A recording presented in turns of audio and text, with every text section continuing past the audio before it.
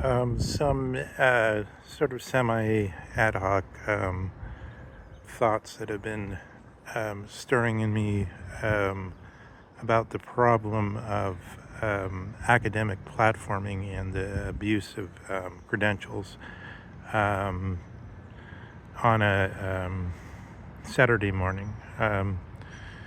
So there's on the way to get coffee, or maybe not coffee. I don't know. Maybe caffeine is overdone these days. But in any case, so I was looking at a video. The thing that provoked me to make this analysis is that I was or decomposition is that I was looking at a video where this historian Edith Cox Richardson um, had a discussion, an anti-Trump discussion with Gavin Newsom, but then she also had another video where she was giving her views on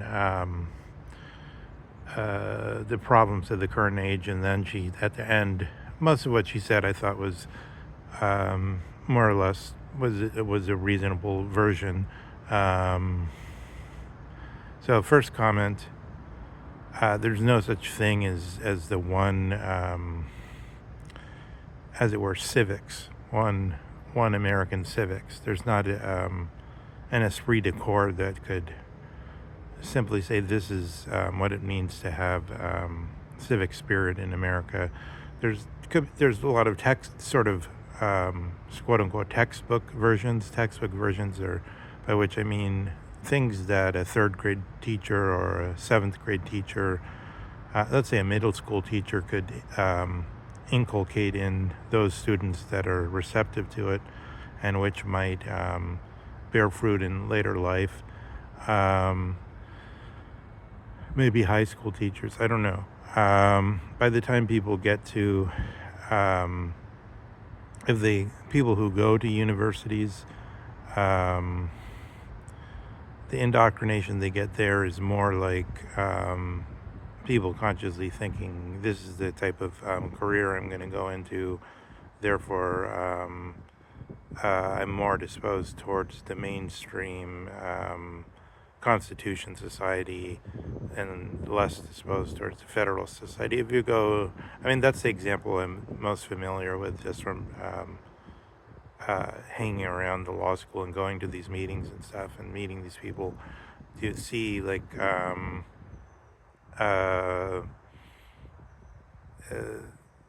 there's there's right-wing disposed people who then through their natural disposition then pick up a lot of arguments and notions that go along with that, and you could have that as a sort of lockstep textbook where everybody can repeat the same basic notions,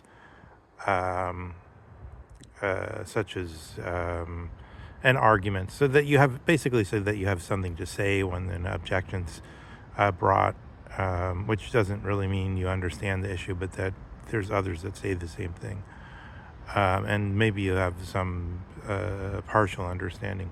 But in any case, let's get back to this.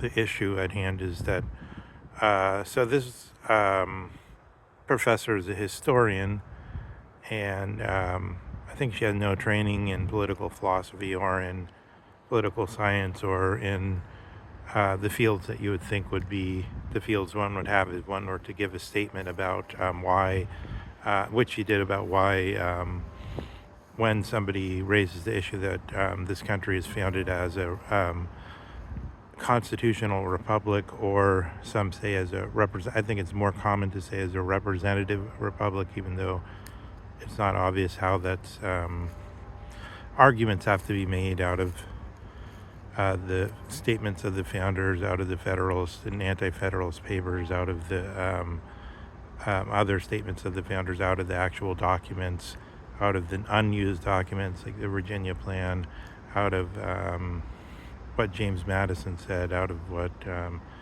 Jefferson said, out of what Hamilton said. And then there's a very long story about how one is to decide which statements to select as the essential ones, and whether One is to say there was actually an original intent behind the framing of the Constitution itself, that there's certain documents that can be adduced in statements such as life, liberty, and the pursuit of happiness, and so on. How are they to be understood? Or we could make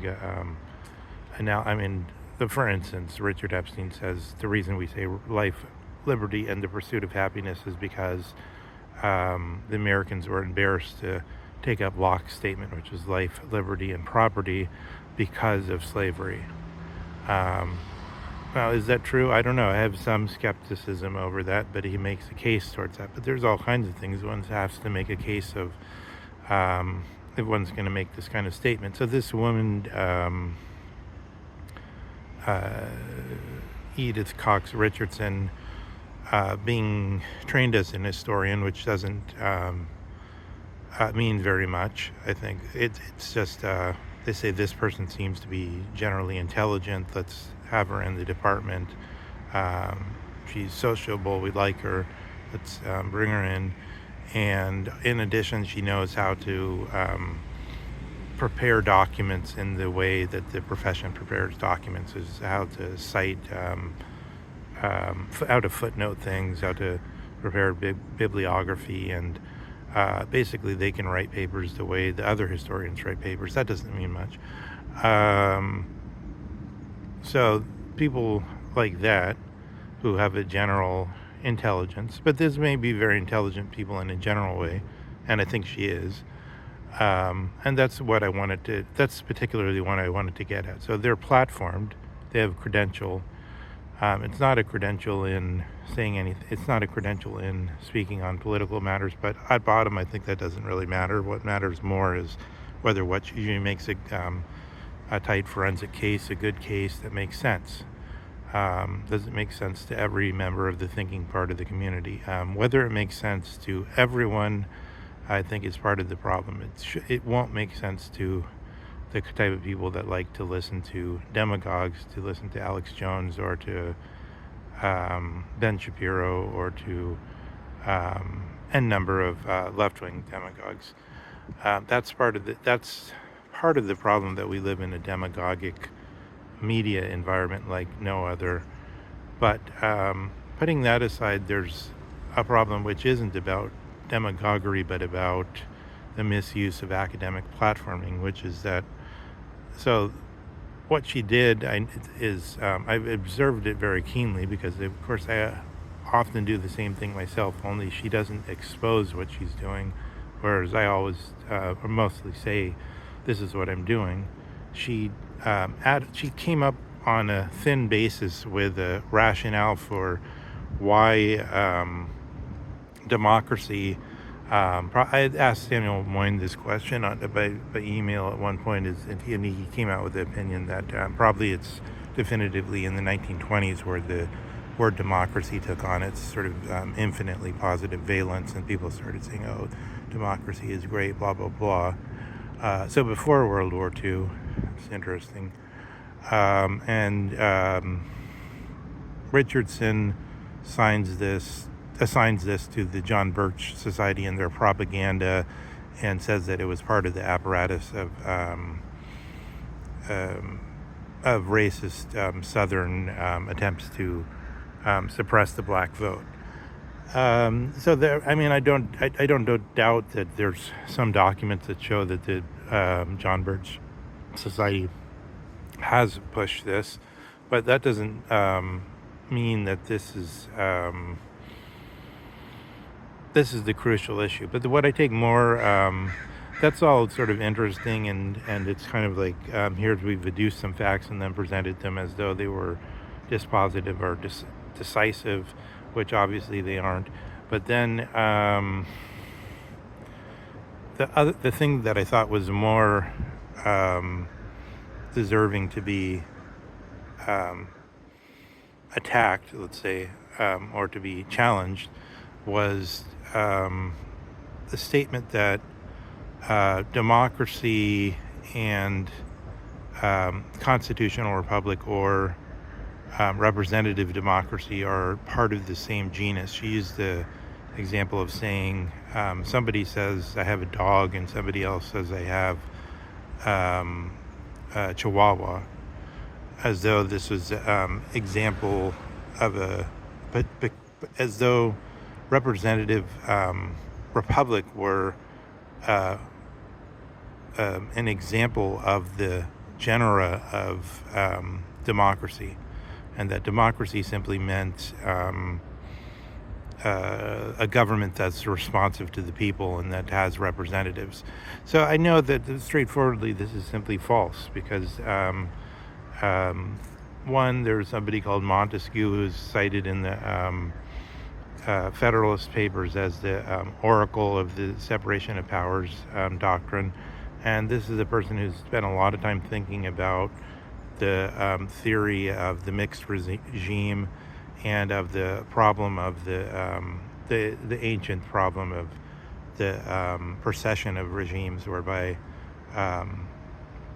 one type of regime follows another collapse after collapse, and how to fix this so that democracy is a specific regime and is understood in a specific way.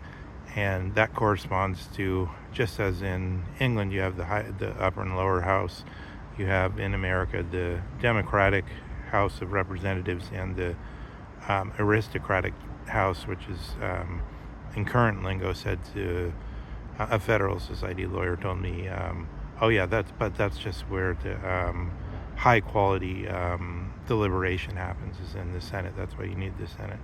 And then cited the sort of grade school version of, or high school version of, there was the Great Compromise, and that's the reason we have it. But of course we know that the reason we have that, and that it has to do with the states wanting to have more power, more representation. But that's not true. We could look and see that James Madison's original plan and the Virginia plan didn't involve the same proportions of senators and representatives as was worked out in that wheeling and dealing. So you have a mix of principled reasons for the Constitution the way it stands, and the actual political conflict as it arises, right? So it's very complicated. But in any case, my point is, here you have a professor who's platformed because of being a historian, who calls themselves a Lincoln Republican or something like that, which is absurd. I mean, I don't really know their work, so maybe I'm talking nonsense myself, but it strikes me that a Lincoln Republican is somebody who's for tariffs and basically for everything Trump is pushing, and is a kind of nationalist. So that's very bizarre. But what she seems to actually be is some species of progressive, I think, and or even more like a mainstream Democrat possibly.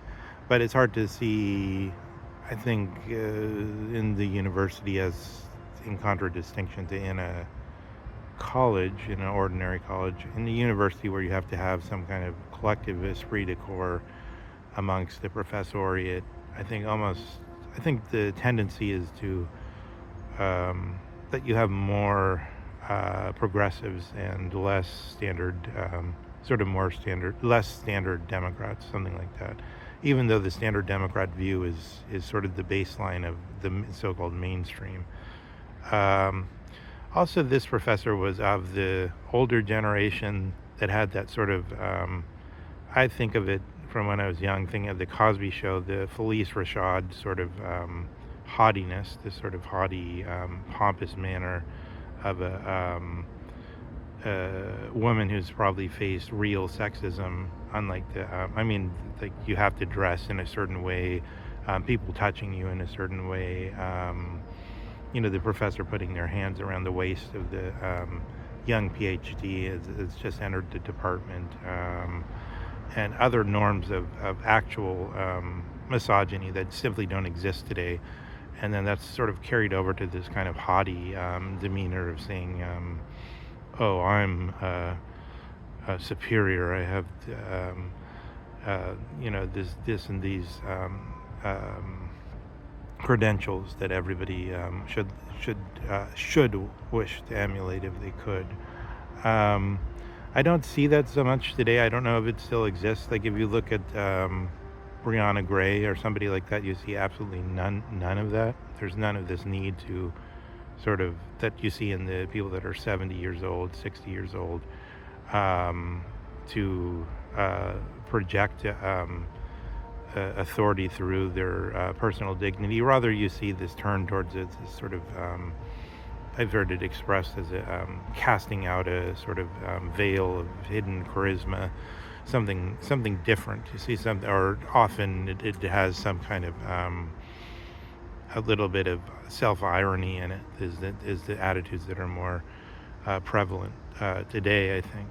But in any case, this professor had something of the older attitude. I think she's in about 60, in her early 60s or something like that. It's curious to know that that continues. That plays a role, I think, also in the issue of platforming. What is the bearing of this individual? How do they present themselves? And do they present everything they say as though there was an expert opinion? When often it's just something they kind of ad hoc came up with, which could readily be shown by people who are real experts in the field to be defective. So all that being said, what I want to say is, one, we could probably really make a distinction between demagogues who play largely to people's either emotions or to their situations. So like if somebody's already decided to do something, they're already in a situation, and then it becomes they like to have slogans that they could just say when somebody challenges them, that can from the point of view of the thinking part of the community, we would have to say these are manners of inoculating oneself against the need to think. But from the point of view of active life, these are part of an instrumentum or a toolbox by which one can defend oneself in the throes of life's challenges. And then you could see the demagogues provide many things that are useful to people that that partially just want something to say to defend themselves in daily life, and partially want to be part of a community that all say the same thing in lockstep, which is of course powerful. But then there's another thing, which is these professors who are more or less generally able to think, but who don't have a large expertise, who are basically just neophytes in the things they opine on, and who are constantly saying things that are, even though they give the thinking part of the community something to work with, they're actually bunkum once you get somebody who's really thoroughly gone through it. So then there's another stage. Then there's the people that are genuinely experts in their field, and some of them, and that's when you get this Ethan Edwards problem, like the John Wayne character in The Searchers, where you say, here's a man that knows a lot about the Cherokee Indians or whatever it is, and even speaks their languages, but he hates them. They're his enemy. And the fact that he knows that if he pulls their eyes out, they'll be blind forever in the next world, according to what they believe, that's something he uses against them. So you could have another level of genuine expertise, but stricter malevolent expertise, which are then, there's a question of how this knowledge is used, so that you again get these genres of knowledge which are below the philosophic unity, which would then have to, as it were, regulate them. So, I mean, for instance, one of the worst of them is, to my mind, maybe I'm wrong, but I think so far as I can tell, one of the absolute worst of them is Timothy Snyder. I think he's a warmonger, and he's contributed. I mean, if you compare what Timothy Snyder says to what Jeffrey Sachs says, to what the people that give a reasonable and sensible argument for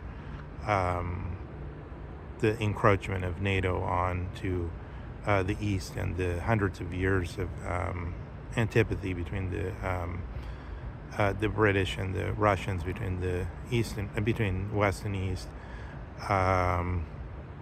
Then you kind of think, here's Timothy Snyder, who speaks Ukrainian, who's sort of a German in a way. He's an American, but I think he has German roots, speaks German, and who knows, who's thoroughly educated on his subject, and who's given a full lecture series on Yale, which is made available to the public and used to miseducate millions. This is a terrible warmonger, but he's a genuine expert. But I think my point is that we can distinguish the genuine experts from the people that are just ad hoc, kind of coming up with some arguments, and don't really have training in this subject. It doesn't really matter if they have training in the subject. It matters if they know their subject or not. That's the point. That's another point. But then we can distinguish that from the demagogues who are primarily interested in the life as it's raging over ordinary people, which we would otherwise call passion or emotion. And then you see that's why Socrates, Plato said, here's the many, and here's their absorption in passion or the things that force them to act, and that's why they can't think clearly. That's why they have different needs than the people that are trying to do a different project, which is to see things clearly rather than to arm themselves against for what they need under the current evil circumstances, where they need to inoculate themselves and have something to say just to get by. So I think this whole schema that we've had in the West, in the Western tradition, still stands. It can still be identified. It's still cogent, but that it should be, as it were, reobserved, and we want to continue to be the recipient of it, but we want to see it with eyes that take into account everything that's been learned, and then ask. So the version that I kind of look at is, one, you have on the one side somebody who's totally informed about all this, Leo Strauss, who says we could still hold with Plato, and then you have the other side with Heidegger, who says, in a certain sense, Plato has been remiss in acting as though only the thinking side, rather than the passionate side, it's let's put it this way. It's Heidegger is more like Dostoevsky, who's in the Possessed, speaks like the Russian who has had the who has felt their thoughts, who has had the passionate thoughts, who has felt their thoughts, as against the how does it call this, the Aristotelian or Aristotelian image of God, who is like has no emotion, has no need, who is reflecting on his own mind, which contains all the infinite ideas, and the active intellect of God simply consists of the fact that he has to be both sides of this, to be the ideas actively and show them to himself in his pure reflection on them.